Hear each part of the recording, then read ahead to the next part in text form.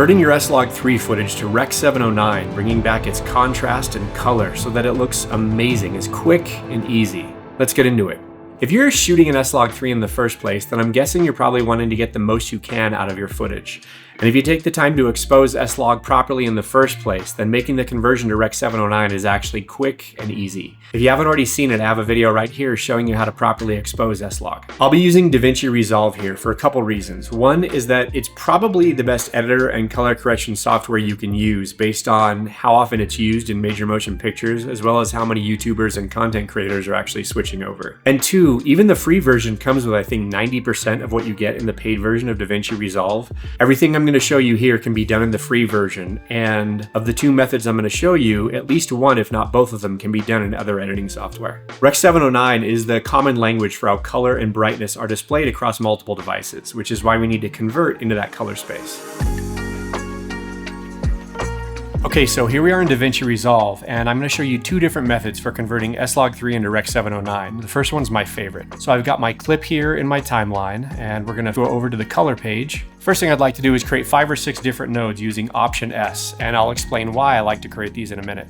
Next, we come over to the Effects tab. You can click here if it's not already open, and we search for Color, and here we have Color Space Transform. So we drag this onto the first node, and then we drag a second copy onto the last node. We come back to the first node, and for input color space, we choose S-Gamut3 Cine. Now this is assuming that that's what you actually shot in. If you watched my last video on exposing S-Log3, then you will have definitely shot in this mode. For input gamma, you choose S-Log3. For output color space, I just hit D, and we do Davinci Wide Gamut. And then for output gamma, Davinci Intermediate. So this is the first half of the conversion. Now we come over to the last node, and for input color space, we choose Davinci Wide Gamut. For input color space, we choose Davinci Intermediate. For output color space, we choose Rec. 709. And for output gamma, we choose Gamma 2.4. And just like that, your S-Log footage is converted directly into Rec. 709 with contrast and saturation restored. And you only need to do this once. You can save this as a preset to make it faster. To do that, you come over here to Gallery, and then you select Power Grade. Now you right-click on your image and you select Grab Still. And you'll see a new preset just appeared here that includes the exact information about your node structure here. If you want to, you can right-click here and do Change Label.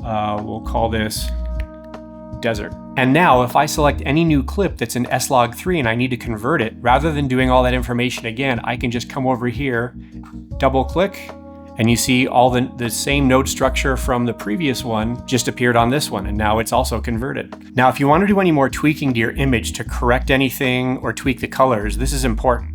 The moment your footage is converted to Rec. 709, the amount of data and color information you have to work with is reduced. So you want to make any adjustments to your video like saturation, contrast, before it gets converted to Rec. 709. And this last node here is where that conversion actually takes place. Since this is where the conversion starts and this is where it ends, see, this is the node where you see 709, you want to make any changes in here before the conversion takes place to get the maximum quality for your image. So in this case, I'd click on the first one, and I feel like the white balance could be warmed up a little bit. Then I think it could use some contrast, so I'll select the next node, and I would normally use the curves, but in this case, just for being fast, I'll just use the contrast adjustment here. There we go. So this is just a quick color grade for the sake of demonstration. We could definitely do more to this image, but overall, I think this looks pretty great. So we're gonna move on to method 2, which is to use a conversion LUT. If you're using Davinci Resolve, you're ready to go because it already comes with a conversion LUT for S-Log3 to Rec. 709. But if you're using a different editor that doesn't come with a conversion LUT, you can go to Sony's website and download the conversion LUT for S-Log3 to Rec. 709 at the URL I'm putting down in the description. And you only need to do this once. You can click on any one of these and scroll down to the bottom, hit download, and in this case, we'll just save it to our desktop temporarily. Now we go to the desktop where we downloaded it.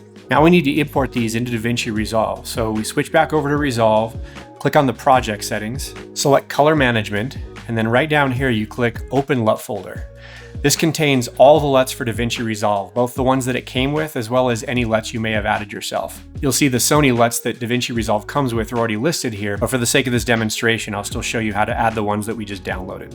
So we select the LUT folder, come over and select, we're going to create a new folder, and we'll call this Sony New, so we can see the difference between the Sony folder that already existed and the new ones that we're adding. Then we come back over to the folder that has the original LUTs that we downloaded, and we drag them into the folder that we just created. And the final step is to come over here and hit Update List. This will tell Resolve to rescan the LUT folder so that the LUTs we just added can be available. Now we can hit Save on the project settings, come over here to LUTs, and scroll down until we see Sony New. This is the folder that we just created. This first LUT that says LC709 stands for low contrast. It just means it's going to add some contrast back in, but you can still add more if you want. LC709 Type A is pretty much the same as the first one, except that it's meant to mimic the look of an ARRI Alexa a little bit more. S-Log3 is specifically just that. It's for S-Log2, which we're not using. And the Cine Plus 709 LUT adds a higher level of contrast, which can look good, but in this case, I feel like it really blows out the sky. So most of the time, I like to start with one of the two low contrast versions and then further adjust the contrast myself from there. So just as before, I like to create 4 to 6 nodes, and then we pick the LUT that we want to use and we drag it onto the last node. So just like that, your image has been converted from S-Log3 to Rec 709. And if you want, you could save this as a power grade, just like I showed you in the previous method, so you can make this happen even faster with future clips. Again, this last node is where everything gets reduced to Rec 709, where there's less color information. So you want to make any color correction and tweaks before this last node, just like we did in the previous example. I told you, it's quick and easy to get your log footage looking amazing. And with the extra dynamic range you get, personally, I don't see a reason not to use it. Let me know in the comments if this was helpful, and check out this video here if you want to see one of my favorite lenses I have with me pretty much at all times. Thanks for being here.